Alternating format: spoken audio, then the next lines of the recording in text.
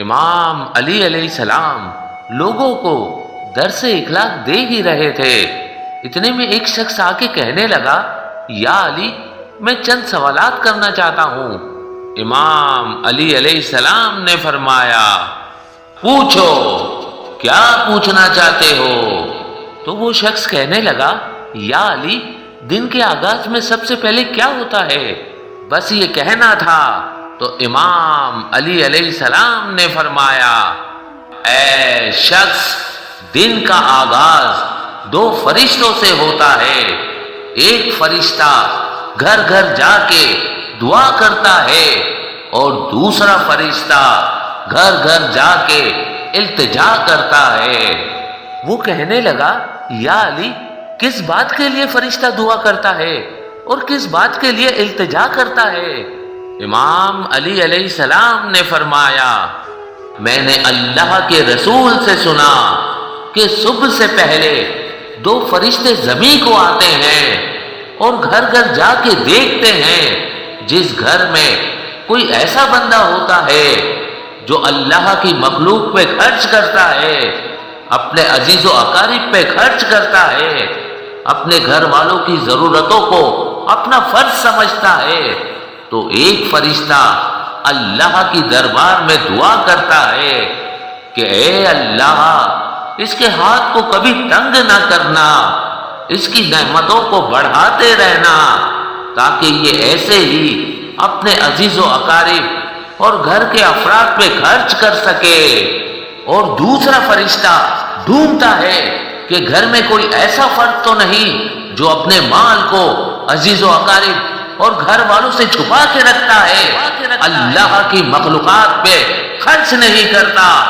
یاد رکھنا، جب وہ کسی ایسے انسان کو دیکھتا ہے جو اپنے مال کو ذخیرہ کر کے انسانوں سے چھپا کے رکھتا ہے، تو اللہ کی دربار میں فریاد کرتا ہے کہ اے اللہ، اس بندے سے اس دولت کا سخت حساب لینا اور اس بندے کو دنیاوی دولت سے محروم کر دے، کیونکہ یہ اپنی دولت تیرے بندوں پہ خرچ نہیں کرتا، اپنے گھر والوں اور عزیز و اقارب کو اپنے مال سے محروم رکھتا ہے، اور یوں عزیز و اقارب پہ خرچ کرنے والا دنیا میں فراوانی اور آخرت میں عظیم اجر پاتا ہے، اور جو اپنے عزیز و اقارب پہ خرچ نہیں کرتا وہ دنیا میں رسوائی اور آخرت میں سخت عذاب دیکھتا ہے۔ اگلا سوال کیا، یا علی، ایسا لگتا ہے گھر سے رزق کے فرشتے ہی روٹ گئے، اسباب بنتے ہی نہیں، تنگ دستی ختم ہوتی ہی نہیں۔ امام علی علیہ السلام نے فرمایا، تمہارا چہرہ بتا رہا ہے کہ تمہارے ایک بد عمل سے تمہارے رزق کے دروازے بند ہو رہے ہیں۔ وہ کہنے لگا، یا علی، وہ کون سا عمل ہے جس سے میرے رزق کے دروازے بند ہو رہے ہیں؟ امام علی علیہ السلام نے فرمایا، وہ عمل غیبت کرنا ہے۔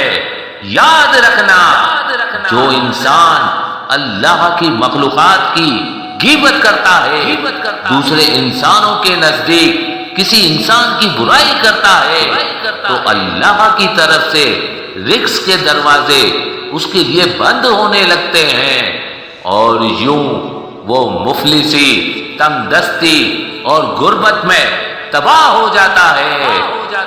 اے شخص، تم اپنے آپ کو اس عمل سے دور کر دو، اللہ کے فضل و کرم سے تمہارے رزق کے دروازے تمہارے لیے کھل جائیں گے۔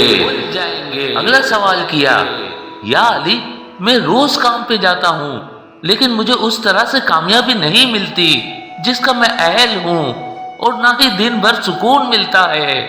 امام علی علیہ السلام نے فرمایا، تم ہر دن ہر کام کا آغاز کسی اللہ کی مخلوق کو کچھ کھلا کے کیا کرو، تمہارے کام میں کامیابی اور تمہاری زندگی میں سکون آ جائے گا۔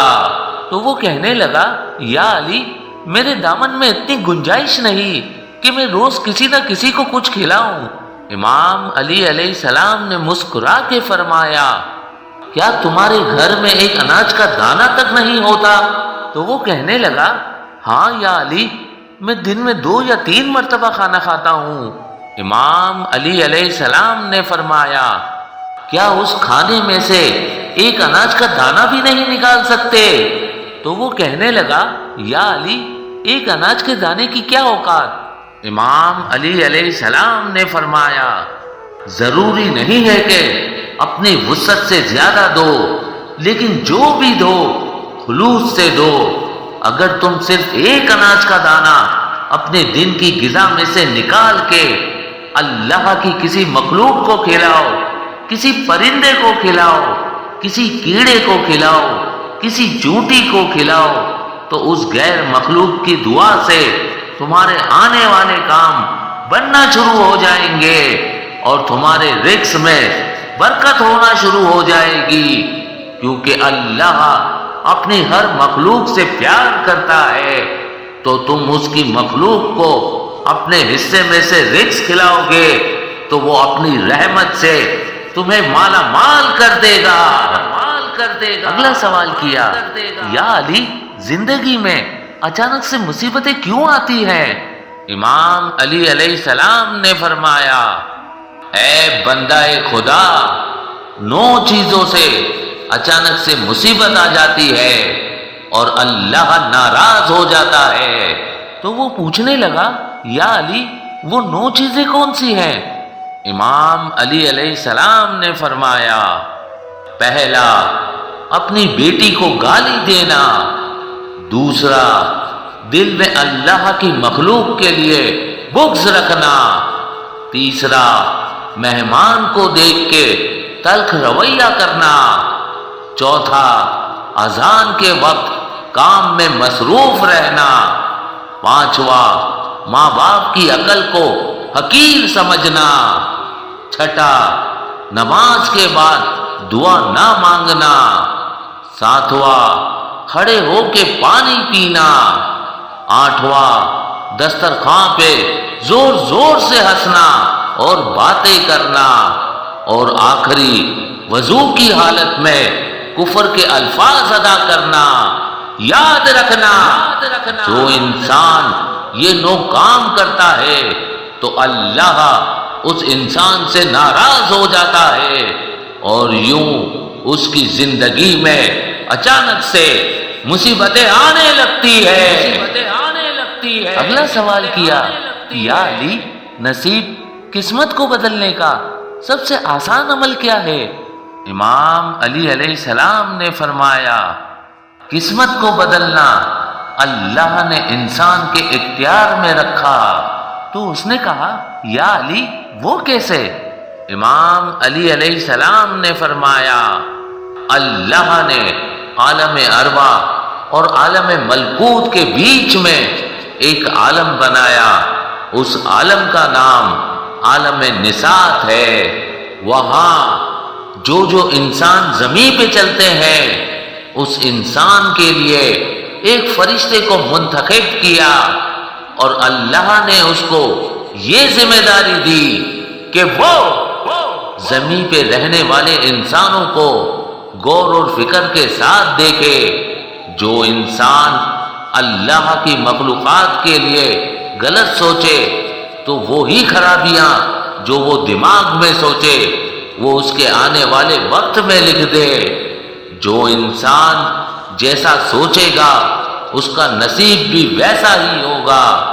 جو انسان جس کے بارے میں برا سوچے گا تو وہی برائی آنے والے وقت میں اسی کے سامنے آئے گی۔ اے شخص، یاد رکھنا، اللہ کسی کا برا نہیں کرتا۔ انسان کی بری سوچے انسان کے مقدر کو برا بناتی ہے۔ اگلا سوال کیا، یا علی، مجھے زندگی کا وہ راز سمجھائیں جس سے اگر انسان واقف ہو جائے تو دنیا اس کی مٹھی میں آ جائے۔ امام علی علیہ السلام نے فرمایا، اگر زندگی کی حقیقت اور کامیابی کے راز کو سمجھنا چاہتے ہو تو ان 3 چیزوں کو سمجھ لو، کامیابی ہمیشہ تمہارے قدموں تلے رہے گی۔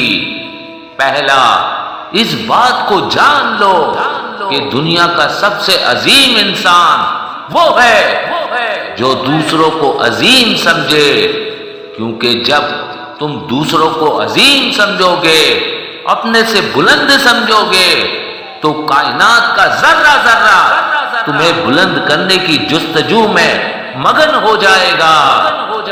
دوسرا، دنیا کا عظیم عالم وہ ہے جو اپنے آپ کو جاہل سمجھے، کیونکہ جب تم اپنے آپ کو کم علم سمجھو گے تو تمہارے وجود میں سیکھنے کی جستجو مسلسل قائم رہے گی، تمہارا کوزہ خالی رہے گا، تم ہر کسی سے سیکھنے کی طلب کو برقرار رکھو گے، اور یوں ہر روز تم ایک نئی بات سیکھ کے کامیابی کی طرف ایک نیا قدم بڑھاتے رہو گے۔ اور تیسرا، دنیا کی سب سے بڑی خوشی یہ ہے کہ انسان خوشی کی حقیقت کو حقیر سمجھنے لگے، کیونکہ اس دنیا میں جو انسان صرف اپنی خوشیوں کے پیچھے بھاگتا رہتا ہے وہ اپنے آپ کو اور اپنے وقت کو گوا لیتا ہے، کیونکہ دنیا کی حقیقت سوائے دھوکے کے کچھ نہیں۔ اور جو انسان اپنے مقصد کی فکر کرتا ہے تو وہ اپنے مقصد کو پا کر اپنی منزل تک پہنچ جاتا ہے۔ اگر دنیا میں کامیاب رہنا چاہتے ہو تو ان تین چیزوں کو جان لو، دنیا کے تمام حقائق واضح ہونے لگیں گے اور ہر کامیابی ہمیشہ تمہارے قدموں تلے رہے گی۔ اگلا سوال کیا، یا علی، انسان کا جسم بیمار کیوں ہوتا ہے؟ امام علی علیہ السلام نے فرمایا، اے بندہ خدا، یاد رکھنا اس زمین پہ لامحدود اتنے لشکر ہیں جو بعض مرتبہ انسان کے جسم پہ حملہ کرتے ہیں۔ وہ لشکر اتنا چھوٹا ہوتا ہے کہ انسان اپنی آنکھ سے دیکھ نہیں پاتا، اور یوں انسان کا جسم جو اللہ کے قانون کے تحت چلتا ہے، جس کو انسان صحت سمجھتا ہے، وہ ڈگمگانے لگتا ہے اور یوں انسان بیمار پڑ جاتا ہے۔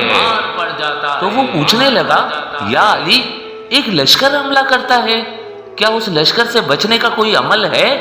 امام علی علیہ السلام نے فرمایا، اے شخص، اللہ نے انسان کے جسم میں ہی اس لشکر سے لڑنے کے لیے لشکر کو قائم کیا تاکہ باہر کے بیمار کرنے والے لشکر انسان کے جسم پر حاوی نہ ہو سکے۔ لیکن افسوس، بعض مرتبہ قوت مدافعت اور قوت لیام کی قلت سے انسان کے جسم کا لشکر اس نظر نہ آنے والے لشکر کے سامنے مات کھا جاتا ہے، اور یوں انسان کا جسم بیمار پڑ جاتا ہے۔ تو وہ پوچھنے لگا، یا علی، ایسا کیا کرے کہ انسان کا جسم کبھی بھی اس لشکر سے مات نہ کھائے؟ امام علی علیہ السلام نے فرمایا، جو انسان رات کو نیند پوری کرتا ہے، صفائی کو فرض اول سمجھتا ہے، اپنی غذا کا خیال رکھتا ہے، اور فجر میں اٹھ کر 27 مرتبہ سورہ اخلاص پڑھ کر اللہ سے دعا مانگتا ہے کہ اے اللہ، میرے جسم کو اس قابل بنا کہ کوئی بھی بیماری میرے جسم پر حاوی نہ ہو، تو اللہ کے فضل و کرم سے انسان کا جسم اتنا مضبوط ہو جاتا ہے کہ بیماریاں اور وہ نہ نظر آنے والا لشکر انسان کے جسم پر کبھی قابو نہیں پاتا۔ اگلا سوال کیا، یا علی، انسان اپنی آنکھوں سے چیزوں کو دیکھتے رہتے ہیں، لیکن کیا ان آنکھوں کے علاوہ بھی کوئی آنکھ ہے جس سے انسان وہ دیکھ سکے جو ان آنکھوں سے نہیں دیکھتا؟ بس یہ کہنا تھا۔ تو امام علی علیہ السلام نے فرمایا، اے شخص، یاد رکھنا، انسان کے جسم کی آنکھیں تو صرف وہ دیکھ سکتی ہیں جو چیز روشنی کو روکتی ہے۔ جو چیز روشنی کو نہیں روک سکتی وہ انسان کی آنکھ بھی نہیں دیکھ سکتی۔ یاد رکھنا، اللہ نے انسان کو فقط 2 آنکھیں نہیں بلکہ 4 آنکھیں بخشی ہیں۔ تو وہ کہنے لگا، یا علی، ان 2 آنکھوں کے علاوہ بھی آنکھیں ہیں؟ امام علی علیہ السلام نے فرمایا، ہاں، وہ روح کی آنکھیں ہیں، لیکن افسوس انسان جسم کی آنکھوں سے جو چیزیں دیکھتے رہتے ہیں انہی کے تحت اپنے لیے ایسی خواہشات مقصد بنا لیتے ہیں کہ وہ روح کی آنکھوں کو کھولنے کی زحمت تک نہیں کرتے۔ وہ کہنے لگا، یا علی، میں اپنی روح کی آنکھوں کو کھولنا چاہتا ہوں۔ بات جب یہاں تک پہنچی تو امام علی علیہ السلام نے فرمایا، روح کی آنکھیں کھولنے کے لیے انسان کو عارف بننا پڑتا ہے، معرفت کے رستے پہ چلنا پڑتا ہے۔ یاد رکھنا، اگر تم اپنی روح کی آنکھوں کو کھولنا چاہتے ہو تو اپنے جسم کی خواہشات کو حقیر سمجھو، اپنے آپ کو دنیاوی لذت سے مبرہ کر دو۔ جب تم خواہشات سے مبرہ ہو جاؤ گے، تمہارا ہر فعل اپنی نفس کے لیے نہیں بلکہ اللہ کی رضا کے لیے ہونے لگے گا، تو تمہاری روح مطمئن ہونے لگے گی اور تمہاری روح کی آنکھیں کھلنے لگے گی۔ یاد رکھنا، روح کی آنکھوں کی طاقت یہ ہے کہ وہ اس دنیا میں رہتے ہوئے بھی آسمان کے فرشتوں کو بھی دیکھ سکتے ہیں۔ کائنات کے سارے پردے اس انسان کے لیے کھل جاتے ہیں۔ وہ انسان رہتا زمین پہ ہے لیکن آسمان کے رستے اس کی آنکھوں کے نزدیک روشن ہونے لگتے ہیں۔ تبھی جب عارف اپنے آپ کو پاتا ہے تو اس کی روح کی آنکھیں کھل جاتی ہے، تو وہ دوسرے انسان کو دیکھ کے حیرت کرتا ہے کہ انہوں نے تو ابھی وہ دیکھا ہی نہیں جو میں دیکھ رہا ہوں۔ اس شخص نے کہا، یا علی، کوئی ایسا اسم دے جس کو میں پڑھتا رہوں اور اپنی خواہشات کے دلدل سے نکل کر روح کی آنکھوں کو کھول دوں۔ امام علی علیہ السلام نے فرمایا، تم جو بھی کھاؤ اللہ کا نام لے کے کھاؤ، اور جب بھی کھا لو تو اللہ کے شکر کو اپنے وجود سے ظاہر کرو۔ رات کو سونے سے پہلے باوضو ہو کے سویا کرو۔ صبح اٹھنے کے فوراً بعد سورہ رحمان پڑھا کرو۔ اپنے جسم کو حرام غذا سے بچا لو۔ اپنے وجود کو لوگوں کو تکلیف دینے سے بچا لو۔ جب تم ان چند چیزوں پہ عمل کرنے لگو گے تو رفتہ رفتہ تمہاری روح کی آنکھیں کھلنے لگیں گی اور تم وہ پالو گے جو اللہ نے تمہارے لیے رکھا ہے۔ اللہ نے تمہارے لیے رکھا ہے۔